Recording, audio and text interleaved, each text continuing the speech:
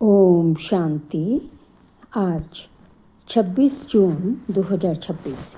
आज के श्री वाक्यों में हमारे परम पिता परमात्मा शिव कहते हैं, मीठे बच्चे, इस दुनिया में निष्काम सेवा केवल एक बाप ही करता है। इस दुनिया में निष्काम सेवा केवल एक बाप ही करता है। बाकी तुम जो भी कर्म करते हो उसका फल अवश्य मिलता है। प्रश्न, ड्रामानुसार कौन सी बात 100% सर्टेन है जिसकी तुम बच्चों को खुशी है? उत्तर है, ड्रामानुसार सर्टेन है कि नई राजधानी स्थापन होनी ही है।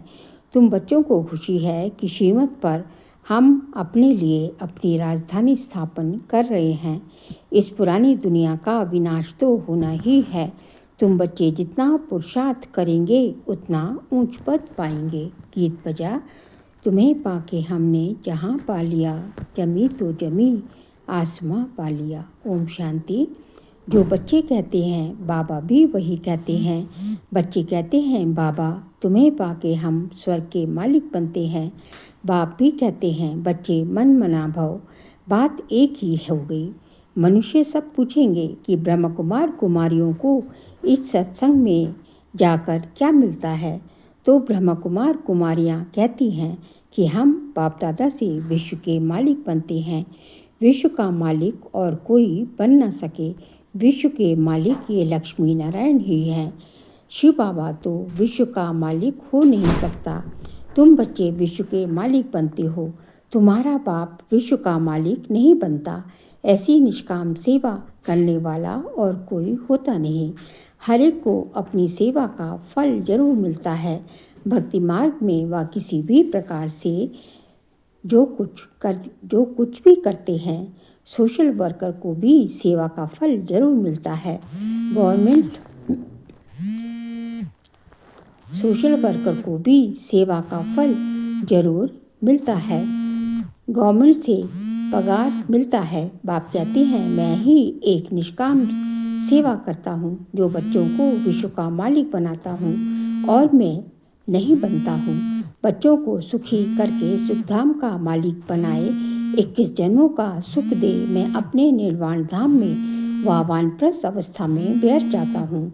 वानप्रस्थ तो मूल वतन को ही कहेंगे। मनुष्य वानप्रस्थ तो मूल वतन को ही कहेंगे। बाबा कहते हैं कि मनुष्य वानप्रस्थ लेते हैं, बच्चों को सब कुछ दे जाए, सत्संग आदि करते हैं, गुरु करते हैं कि ये मुक्ति का रास्ता बताएं। अब तुम बच्चे जान गए हो कि मुक्ति, जीवन मुक्ति का रास्ता कोई मनुष्य मात्र कभी किसको बता नहीं सकते। वे किसी को भी स्मृति दे नहीं सकते, अपने को भी नहीं दे सकते। अपने को दे तो फिर दूसरों को भी दे सके। बाप आते ही हैं परमधाम से, वह वहाँ का रहने वाला है। तुम बच्चे भी वहाँ के रहने वाले हो। तुमको पाठ बजाना है इस कर्म क्षेत्र पर। बाबा को भी एक बार यहाँ आना है।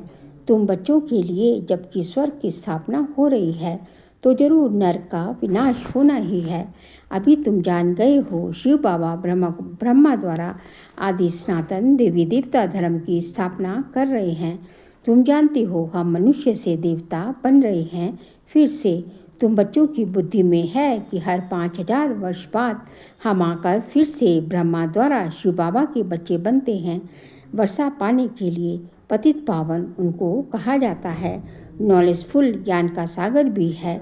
योग अर्थात याद सिखाते हैं, परंतु निराकार कैसे समझाए, इसलिए कहते हैं ब्रह्मा द्वारा मनुष्य से देवता बनाता हूँ, अर्थात देवी देवता धर्म की स्थापना कराता हूँ। अब वह धर्म है नहीं, फिर बनाना पड़े। अब फिर से आदि सनातन देवी देवता धर्म स्थापन कर बाकी सबको मुक्ति धाम में ले जाता हूँ। भारत प्राचीन खंड है, इसलिए भारत की आदमशुमारी वास्तव में सबसे ज़्यादा होनी चाहिए। ऐसी बातें और कोई की बुद्धि में नहीं आती। आदि सनातन देवी देवता धर्म सबसे ज़्यादा बड़ा होना चाहिए। 5000 वर्ष से उन्हों की वृद्धि होती रहती है। बाकी और तो आते ही हैं। 2500 वर्ष के बाद इस्लामियों की आदमशुमारी कम होनी चाहिए। फिर थोड़े समय बाद बौद्ध धर्म वाले आते हैं। तो उनमें थोड़ा फर्क होना चाहिए। इस्लामी बौद्धि आदि पहले सतो प्रधान है, फिर धीरे धीरे सतो तमो प्रधान बनते हैं।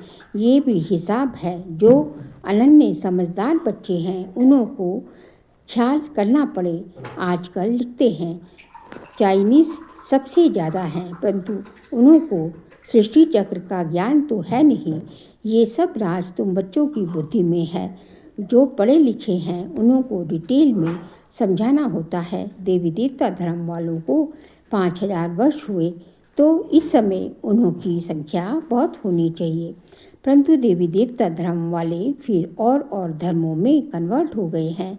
पहले पहले बहुत मुसलमान बन गए, फिर बौद्धि भी बहुत बने हैं। यहाँ भी बौद्धि बहुत हैं, क्रिश्चियन भी तो बेशुमार हैं। देवता धर्म का तो नाम ही नहीं है। अगर हम ब्राह्मण धर्म कहें तो भी हिंदुओं की लाइन में डाल देंगे। अभी तुम जानते हो आदि सनातन देवी देवता धर्म स्थापन हो रहा है।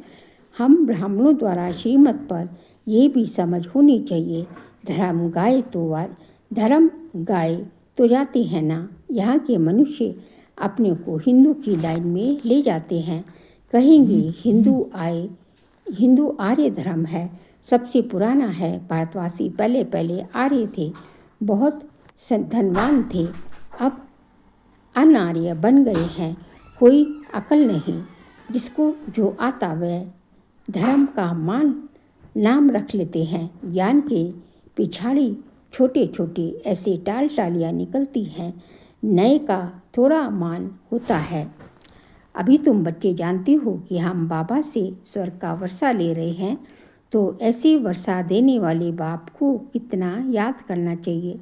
तुम जितना याद करेंगे, एक तो वर्षा मिलेगा और तुम पावन बनेंगे। लौकिक बाप से तो लौकिक बाप से तो धन का वर्षा मिलता है, साथ साथ फिर पतित बनने का भी वर्षा मिलता है। वह लौकिक बाप, वह पारलौकिक बाप, और ये है बीच में अलौकिक बाप। इनको बीच में दोनों तरफ से जोड़ दिया जाता है। शिव बाबा को तो कोई तकलीफ नहीं होती है, इनको कितनी गाली खानी पड़ती है।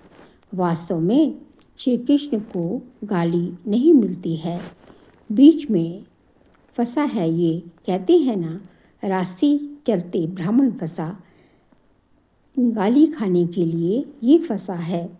अलौकिक पाप को ही सहन करना पड़ता है। ये किसको पता ही नहीं कि शिव बाबा इनमें प्रवेश कर आए पतितों को पावन बनाते हैं। पवित्र बनने पर ही मार खाते हैं। बाप कहते हैं, मैं आया हूँ सबको वापस ले जाने। तुम जानते हो मौत सामने खड़ा है, विनाश तो जरूर चाहिए। विनाश बगैर सुख शांति कैसे हो।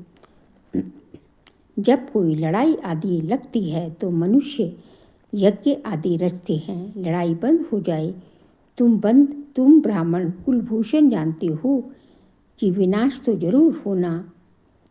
जरूर होगा, नहीं तो स्वर्ग के गेट कैसे खुलेंगे।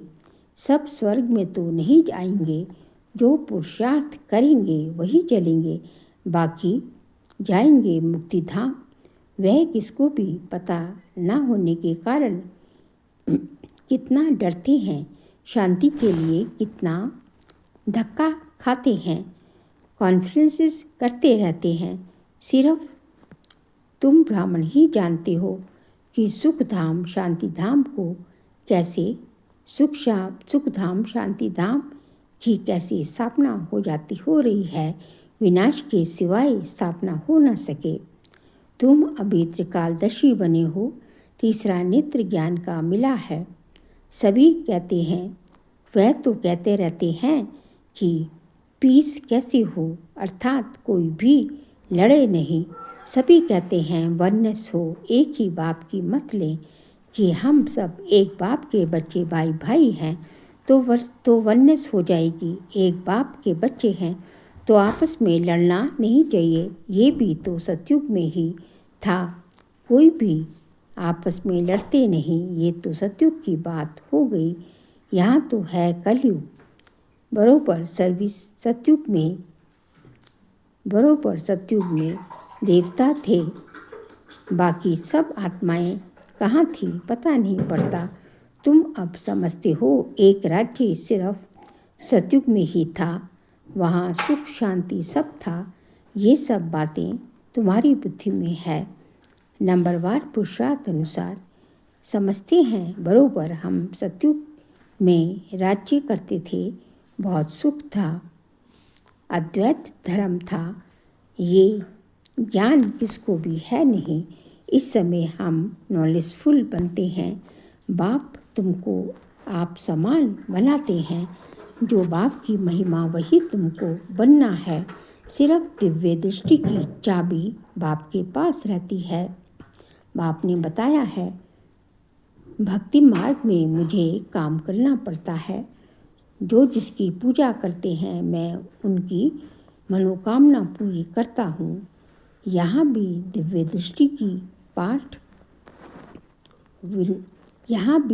दृष्टि का पाठ चलता है। कहते हैं ना, अर्जुन ने विनाश का साक्षात्कार किया। विनाश भी जरूर होना है। विष्णुपुरी भी जरूर स्थापना होती है। बाप ने जैसे कल्प पहले समझाया था वैसे ही बैर समझाते हैं। बाबा हमको यह मनुष्य से देवता बनाते हैं। जब मनुष्य बनते हैं तो आसुरी सृष्टि का विनाश जरूर होगा। जब क्या बनते हैं? मनुष्य बनते हैं, मनुष्य से देवता बनते हैं। आसुरी सृष्टि का विनाश जरूर होगा। जब देवता बनते हैं तो आसुरी सृष्टि का विनाश जरूर होना ही है। चारों तरफ हाहाकार मचना है। बुद्धि समझ सकती है, नेचुरल कैलेमिटीज़ होनी है, मूसलाधार बरसात भी होनी है। इन सब का विनाश हो जाए तब सतयुग की स्थापना हो। 5 तत्वों की खाद भी मिल जाएगी। इस धरती की खाद देखो कितनी मिलती है। बाप कहते हैं, इस रुद्र ज्ञान यज्ञ में ये सब स्वाहा हो जाएगा। भक्ति मार्ग में देखो रुद्र यज्ञ कैसे रचते हैं।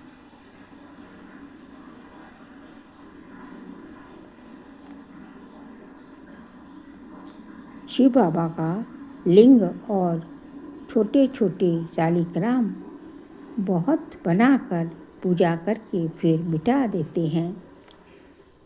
फिर रोज बनाते हैं, पूजा करके फिर तोड़ देते हैं। शिव बाबा के साथ जिन्होंने भी सर्विस की उनका भी वह ज्ञान करते हैं। उनका भी वह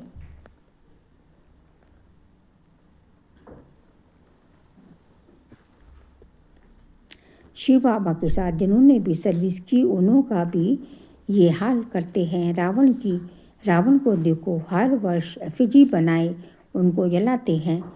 दुश्मन की तो 1-2 बार एफिजी बनाकर जलाते हैं।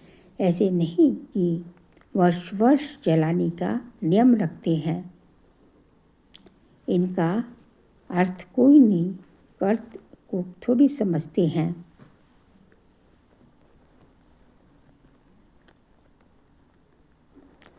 इनका अर्थ तो कोई थोड़ी समझते हैं। फिर कहते हैं, रावण ने सीता को चुराया। कुछ अर्थ नहीं समझते। कॉन्फ्रेंस फॉरेनर्स क्या समझेंगे? कुछ भी नहीं। दिन प्रतिदिन रावण को बड़ा बनाते रहते हैं, क्योंकि रावण बहुत दुख देने वाला है। अभी तुम इस पर जीत पाते हो, सतयुग में होगा ही नहीं। अभी तुम इस पर जीत पाते हो, सतयुग में होगा ही नहीं। कौन? रावण। ये जो कर्म की भोगना बीमारी आदि होती है, ये है रावण के कारण।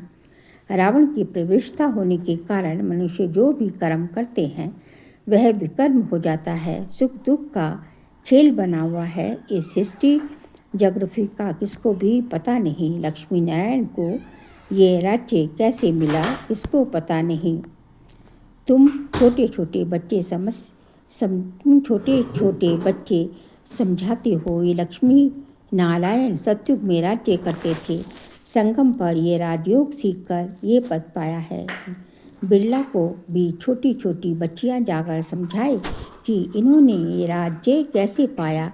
अभी तो कलयुग है, इनको सतयुग नहीं कहा जाता। राजाई तो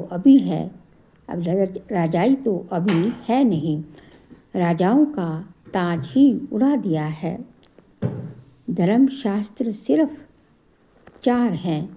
गीता धर्मशास्त्र है जिससे 3 धर्म अभिस्थापन होते हैं, ना कि सतयुग से। गीता शास्त्र अभी है जिनसे 4 धर्म स्थापन होते हैं। अभी ऐसे नहीं कि यह धर्मशास्त्र फिर 4 हैं। गीता धर्मशास्त्र है जिससे 3 धर्म अभिस्थापन होते हैं, ना कि सतयुग में। ऐसे नहीं कि लक्ष्मी नारायण ने व राम ने कोई धर्म स्थापन किया। ये धर्म स्थापन कर रहे हैं फिर इस्लामी, बौद्धी और क्रिश्चियन का एक ही धर्मशास्त्र है, बाइबल। बस फिर पीछे वृद्धि होती जाती है। आदि सनातन है देवी देवता धर्म। अब फिर से देवी देवता धर्म की स्थापना करते हैं। तुम ड्रामा के राज को अच्छी रीति समझ गए हो, खुशी भी रहती है। जबकि तुम बच्चों को 100% सर्टेन है कि हम फिर से अपना राज्य भाग्य स्थापन कर रहे हैं। इसमें लड़ाई आदि की कोई बात ही नहीं। राजधानी स्थापन हो रही है, ये सर्टेन है। एक सर्टेन एज डेथ भी सर्टेन है। Certain age death. तुम जानते हो हम फिर से राज्य भाग्य ले रहे हैं। कल्प कल्प बाप से वर्षा लेते हैं। जितना पुरुषार्थ करेंगे उतना ऊंच पद पाएंगे। अच्छा, मीठे मीठे सिकिल दे बच्चों प्रति माता पिता बाप दादा का याद प्यार और गुड मॉर्निंग। रूहानी बाप की रूहानी बच्चों को नमस्ते। हम रूहानी बच्चों की रूहानी बाप दादा को नमस्ते नमस्ते, गुड मॉर्निंग। शुक्रिया बाबा, शुक्रिया। सार के लिए पॉइंट्स है। जो बाप की महिमा है उस महिमा को स्वयं में लाना है। बाप समान महिमा योग्य बनना है। पारलौकिक बाप से पवित्रता का वर्षा लेना है। पवित्र बनने से ही स्वर्ग का वर्षा मिलेगा। पवित्र बनने से ही स्वर्ग का वर्षा मिलेगा। सेकंड पॉइंट, श्रीमत पर अपने ही तन मन धन से एक आदि सनातन देवी देवता धर्म की स्थापना करनी है। आज का बाबा का वरदान है, पुराने संस्कार रूपी अस्थियों को संपूर्ण स्थिति के सागर में समाने वाले समान और संपूर्ण भव। पुराने संस्कार रूपी अस्थियों को संपूर्ण स्थिति के सागर में समाने वाले समान और संपूर्ण भव। बाप समान व संपूर्ण बनने के लिए सृष्टि की कयामत के पहले अपनी कमजोरियों और कमियों की कयामत करो। कोई भी उलझन का नाम निशान ना रहे। ऐसे अपने को उज्जवल बनाओ जैसे जन्म परिवर्तन के बाद पुराने जन्म की बात भूल जाती है। ऐसे पुरानी बातों को, पुराने संस्कारों को भस्म करो। अस्थियों को भी संपूर्ण स्थिति के सागर में समा दो। अस्थियों को संपूर्ण स्थिति के सागर में समा दो, तो तब कहेंगे समान और संपूर्ण। स्लोगन है, विस्तार को सार में समाने की जादूगरी सीख लो तो बाप समान बन ही जाएंगे। विस्तार को सार में समाने की जादूगरी सीख लो तो बाप समान बन जाएंगे। बाबा कहते हैं कि हर चीज़ का इतना विस्तार है। तो सृष्टि का विस्तार, ड्रामा का विस्तार, ज्ञान का विस्तार, हर चीज़ का इतना विस्तार है। विस्तार को सार में समा दिया, उसका दृष्ट तो आपके पास आ गया ना। तो जितना जितना विस्तार को सार में समाते जाएंगे उतना क्या होगा। तो ये जो है बाबा कहते हैं इसको, ये एक जादूगरी है, बाबा की जादूगरी, विस्तार को सार में समाने की जादूगरी है ये। इसको यदि आपने सीख लिया तो बाप समान बनने से आपको कोई रोक नहीं सकता, क्योंकि विस्तार तो हर चीज़ का इतना बड़ा है। और सार आपने सार ढूंढ लिया, सार में समा लिया, तो बस आप समान बन ही गई। फिर जून मास का व्यक्त इशारे का सब्जेक्ट है, सदा हर्षित रहने के लिए अपनी नेचर को सरल बनाओ, सहनशील बनो। आज का पॉइंट है सहनशीलता वाले बाह्य मुक्ता से वाइब्रेशन को ही, सहनशीलता वाले बाह्य मुक्ता के वाइब्रेशन को ही नहीं लेते, लेकिन मन के संकल्प भी जो उत्पन्न होते हैं उन संकल्पों की उत्पत्ति को देखकर भी घबराएंगे नहीं। कहते बाबा कहते नॉटी बन है जो बाह्य मुक्ता के वाइब्रेशन होते हैं उनको देख कर नहीं घबराते, लेकिन जो अंदर की उलझनें होती हैं, जो मन के अंदर उलझनें पैदा होती हैं उनसे भी घबराते नहीं। अपनी सहनशीलता से सामना करेंगे और अपनी सहनशीलता से सामना करेंगे और सूरत से सदैव संतुष्ट व प्रसन्नचित्त दिखाई देंगे। उनके नैन चैन कभी भी असंतुष्टता के नहीं दिखाई देते। वह संतुष्ट मणि होने के कारण सदा हर्षित रहते हैं। कौन? जो कि सहनशीलता वाले होते हैं और सरल होते हैं। अच्छा, ओम शांति।